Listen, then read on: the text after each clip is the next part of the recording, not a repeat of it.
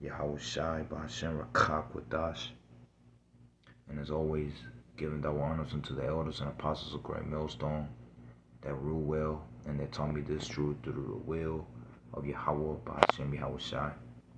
Peace and infinite salutation be unto the elect, the house of David, that the Lord is raising up in these last days, which is made up of you so-called blacks, Latinos, and Native Americans, and scattered Israelites amongst the other nation that look like the other nation. But according to your pedigree, you go back to the descendants of Abraham, Isaac, and Jacob, as we are the true biblical Hebrew Israelites. Shalom. Alright, as I open up with the book of Proverbs, chapter 20, verse 24. A man's goings are of the Lord, Yahweh Ba'Shem Yahweh Shai.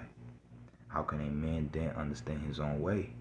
Alright, meaning that the Lord directs everyone's footsteps.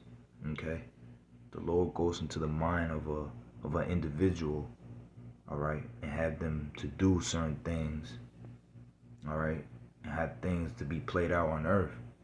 You see, an individual might think that, oh well, that's them, you know, they're the one that's doing this, they're the one that's causing this, right? So for an example, when you have somebody that's causing evil, all right, well, guess what? The Lord gave him the power to do that. Okay, the Lord gave that individual the thought to do that, to cause that, to execute that. You see, and the reason why I opened up with that, real quick, I'm gonna go to this clip that I have. So Russia released. This is a Russian. This is a Russian calendar, right? A 2024 Russian calendar. And I want to point something out from this calendar that links up with the scriptures, man. All right. So Russia. That Salakia, forgive me. That really that links up with the scriptures, but most importantly, it links up with prophecy. All right. Releases calendar for 2024, and it's very eerie to me. It doesn't sit right with me. It almost seems like it's foreshadowing. We're going to go through a few of the pictures. By the way, TikTok is mad at me, so if you see this video on your For You page, let me know in the comments, please. First off, why is there Russian military right in front of the Capitol? And why does it look like a huge end of America scenario is going on right behind me? And don't forget, Putin has been meeting with Z all of 2023. In their last meeting, Z had said that there were changes coming not seen in over 100 years. And with all the world events lately, all the movies coming out and everything geopolitically, this calendar is just very strange. It looks like the bear. Alright, keep that in mind. Keep the bear in mind, okay? Bear is in attack mode. And we all know that people aren't too fond of the USA right now. Soldier with the cat showing displaced animals where combat would be happening. Here's the U.S. Capitol again, and here is Putin all buffed up and ready to go to war, kind of like that bear was. And as you saw in that tweet, the calendar was released by the Russian feds, and that's actually what the lettering is on this car, the FSB. And this last one's pretty deep. So it's a Russian soldier standing beside Peter the Great. We're about to get into it. And also a medieval bow attire of Russia. I'll show you why it's significant. Peter literally modernized Russia, who was lagging behind the West at the time, and really just rebirthed a great society in Russia. But let's see the other one real quick. So here's that medieval warrior, and it said they fought against like the Tartarian Empire, or the ones that opposed them, and it's slaying a dragon. So we have Peter the Great showing great rebirth of Russia. We have the bear in attack mode, capital overthrown, him slaying the dragon. Something's about to go down. Hey man, something's definitely about to go down. All right. So Russia releases calendar for. You see, it's crazy how. Okay, in this calendar, man, it's so everything is spiritual. Oh, forgive me. What am I doing here? All right. Everything is very spiritual, man. Okay. You have, there you go. You have the bear. All right. Which I want to point out. All right. That's the first thing I want to point out. And then, okay, you got this mighty warrior slaying the dragon. Wow. Okay. So now let's go to the book of Revelation, chapter 13. Okay? The book of Revelation, chapter 13, and it says the beast from the sea, right? All right, Revelation chapter 13, verse 1, and it says, and I stood upon the sin of the sea, and saw a beast rise up out of the sea, having 7 heads and 10 horns, and upon his horns 10 crowns, and upon his heads the name of blasphemy. All right, so this beast represents NATO. The 7 heads with 10 horns represents NATO in the EU. All right, the European Union. Okay, that's what the 7 heads and 10 horns represent. All right. Verse 2, and it says, and the beast which I saw was like unto a leopard. But first, real quick, that I want to mention out is that when you go into the first chapter, right? Forgive me. When you go into the first verse, it goes into this beast with the 7 heads and 10 horns. Now, when John the Revelator saw the beast, it was a dragon. Why? How? Because you got to understand that it's the same beast that is being spoken of here. All right, real quick. Revelations chapter 12, the red dragon, Satan, right? Satan just means adversary. But real quick, Revelations chapter 12, verse 3. Because look what it says. And there appeared another wonder in heaven, and behold, a great red dragon, having 7 heads and 10 horns, and 7 crowns upon his head. Right? Is it not the same beast that was described in the book of Revelation chapter 13, when it said that it had 7 heads, okay, and 10 horns, and 7 crowns upon his heads? Now, this red dragon right here is talking about ancient Rome. Okay, it's talking about ancient Rome. But real quick, let's go back to Revelation chapter 13, because it says, and I stood upon the sin of the sea, and saw a beast rise up out of the sea, having 7 heads and 10 horns, and upon his horns 10 crowns. All right, which means to have power, to have rulership. All right, crowns represents rulership. All right, and upon his heads the name of blasphemy. Okay, because all right, Rome. All right, these Edomites. Okay, show mad disrespect towards the Lord. All right, but real quick, verse 2. Actually, I'm gonna jump down to verse 3. All right, and then I'm gonna go back to verse 2, because I want to do this in order.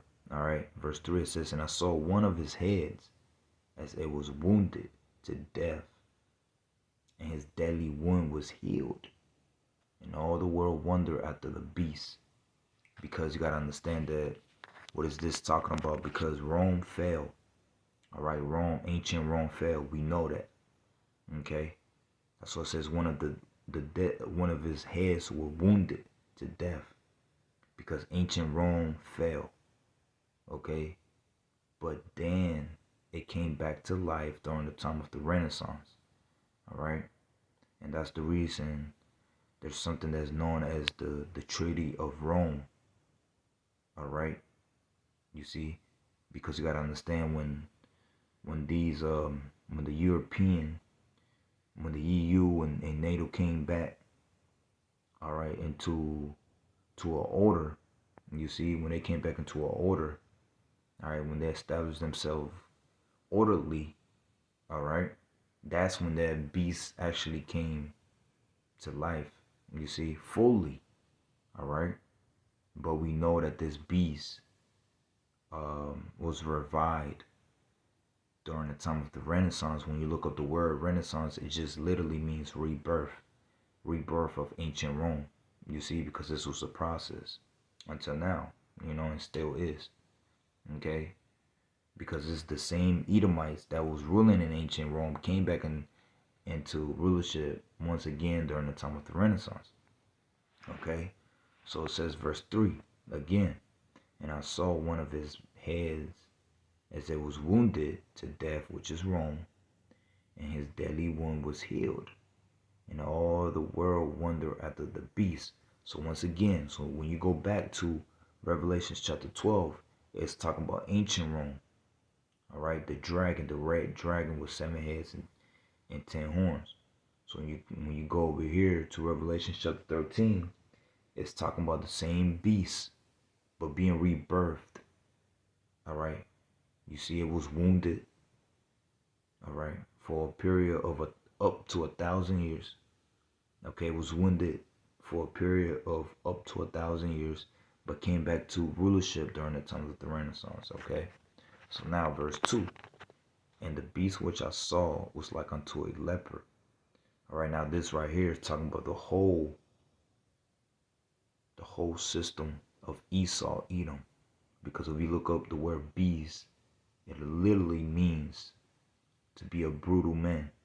Okay, metaphorically speaking, Esau, Edom is a beast because he is a brutal man. He is the destroyer.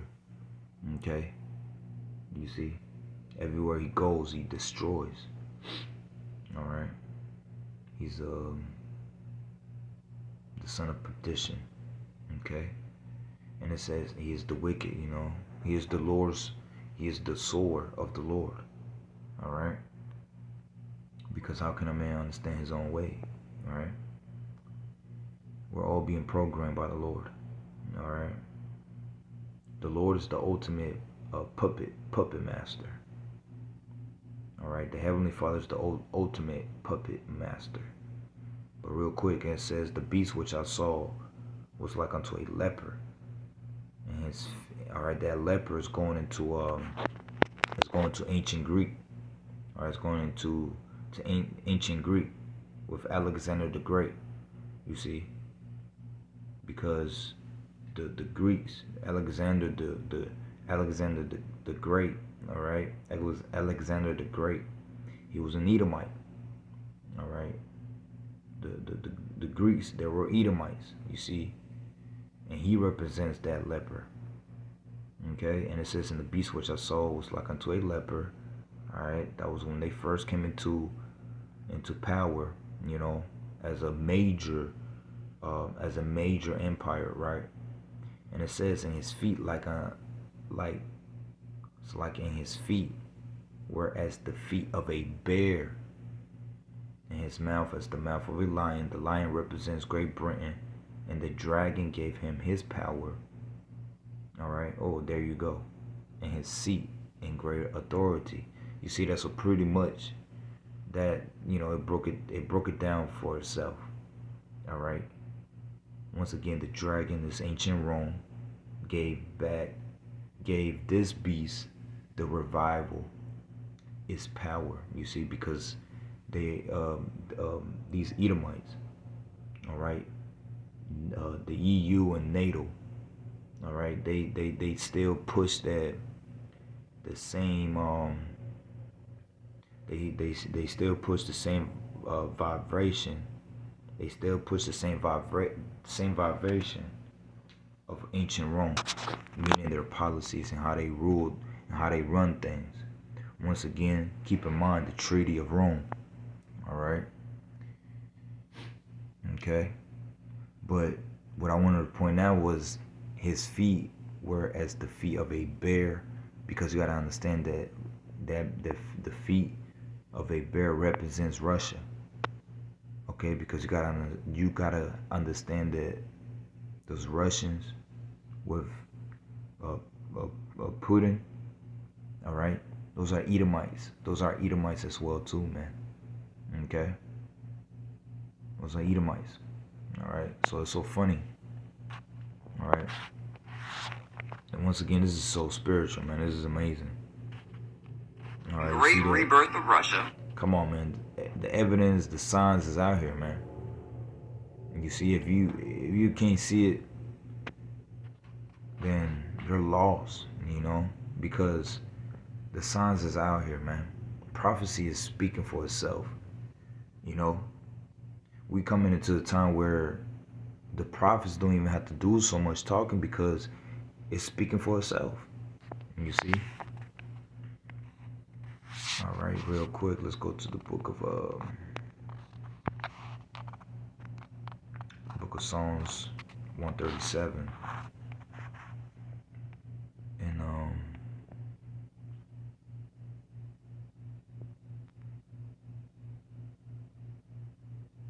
in verse 14.